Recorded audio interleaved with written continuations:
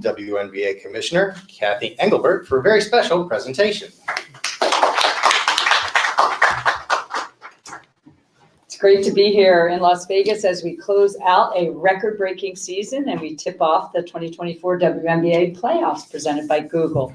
But the reason we're here is to award the 2024 Kia WNBA Most Valuable Player to A'ja Wilson, making her the first unanimous MVP since Cynthia Cooper in the league's inaugural season in 1997.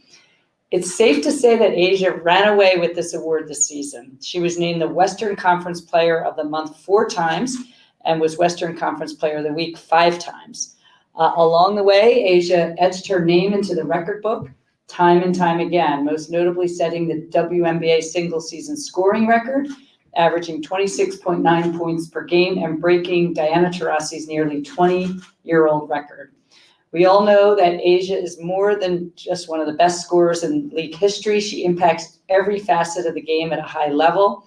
As the 2-time Defensive Player of the Year, A'ja led the league this year in block shots for the 3rd straight year, with a career-high 2.6 blocks per game. She was second in the league in rebounds per game with 11.9, also a career high. So with that, thank you to Kia for sponsoring the award and A'ja. I remember my first full season as commissioner walking in that room in the Wubble presenting you with your first MVP award. So here we are again. Congratulations for being named the Kia WNBA Most Valuable Player for the 3rd time in your career. Congratulations, and A'ja Wilson, everyone.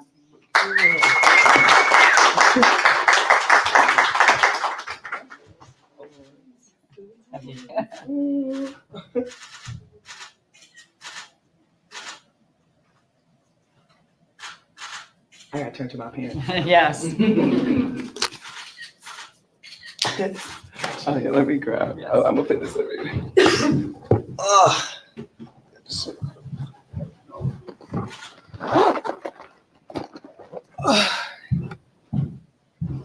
So this is like honestly my first time I've ever had an opportunity to make a legit speech. So that being said, man, I want to thank my teammates, Coach Hammond, Mark, the ACES organization, and obviously the WNBA as well, and just every single person who makes this incredible team just go day in and day out. Their work never goes unnoticed. Obviously, I want to thank my parents so much for just everything that they've done, the sacrifices that they've made, holding me accountable in times where you could have just kind of let me fall underneath the rug, but that's always good.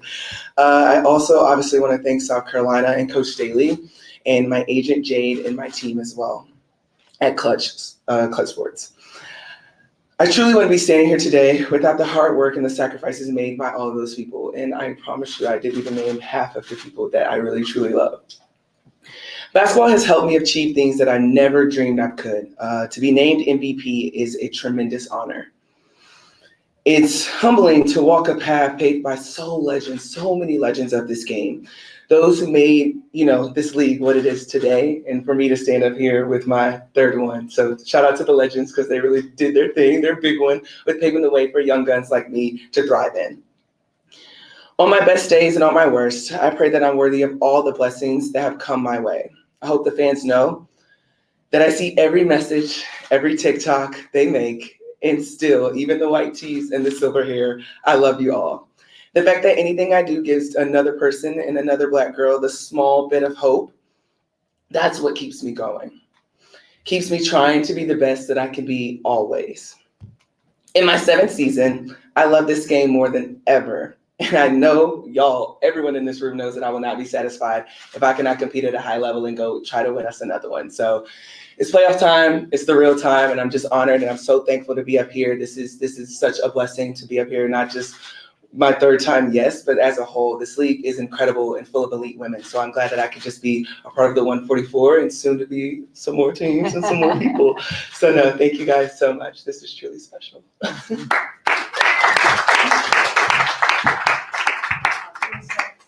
Oh, yeah, let's do it. My feet hurt, so we're gonna have to make this a little quick. A'ja, congratulations again. I remember we all saw that video from the Wubble and the tears then. And I guess now 4 years later, how does it feel? A lot has happened since then, but that comparison of winning your first versus your third. Yeah, I feel like my tear ducts are just, they've been working all week pretty much. I feel like I've been crying so much, and so I've just trained myself not to cry today. But it's still the same feeling. It's still surreal because I know how hard this league is. To just be successful and to sustain your greatness in a league like this is hard. So it really is nothing much different. It's still the same feeling, the same butterflies. But yet the fun of it all is something that I never want to lose sight of. So the first one was something special, and I think the biggest difference is my first was kind of like, okay, I kind of got my name in the record books, the history books for this league. To now, I'm like, I feel like I fully established myself in a league that I've dreamt of playing in. So it's something that's truly special and still surreal.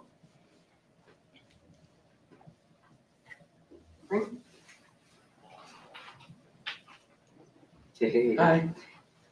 what would you say to younger you, going even farther back than the first one, but as you fell in love with basketball and started seeing, a future in it, did you ever imagine 3 and a unanimous? And what would you say to that girl?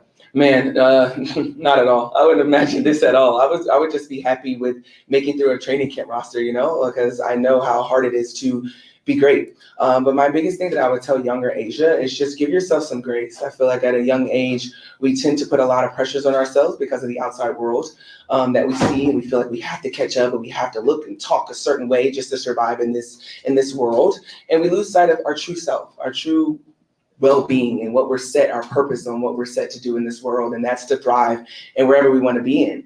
And so I think I would just tell young Asia, give yourself some grace, girl. It may not always look the prettiest, but know that you are put on this earth. God has put you on this earth to be special and love on that and understand it's okay to be different. It's okay to have days where you don't feel like getting up out of bed, but you're going to be you and you're going to love that. And I've been caught up in people pleasing and imposter syndrome and all of that.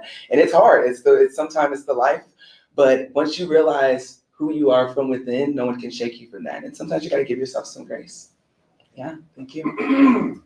Hey, Asia in the back. So this is your third MVP trophies. There for the Super 40s. This is your third one. Is there anything different about winning this one? And also, back at T-Mobile Arena, Kelsey Plum sort of called your shot that you're going to win it unanimously. Was there any dialogue between you two after it was announced?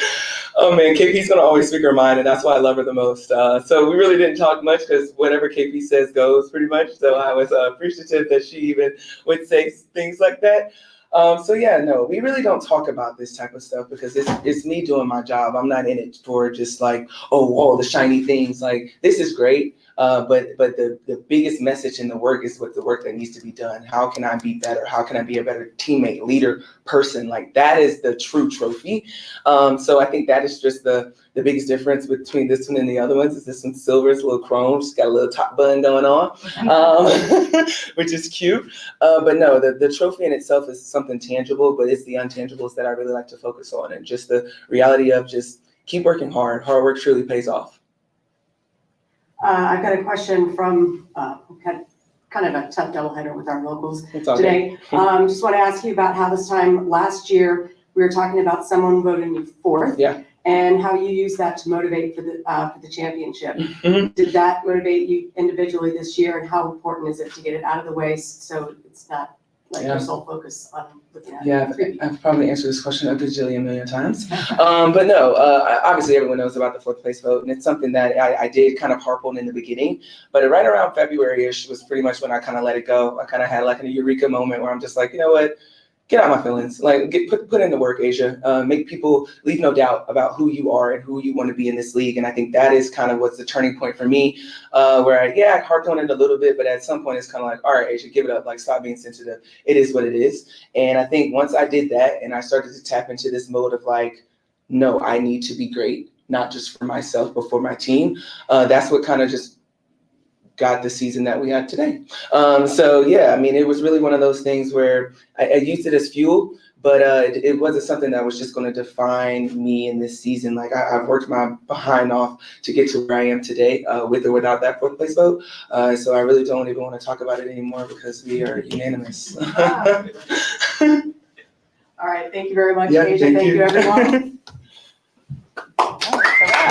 Thanks, Kathy. Good luck tonight. Thank in the you. series. Thank you.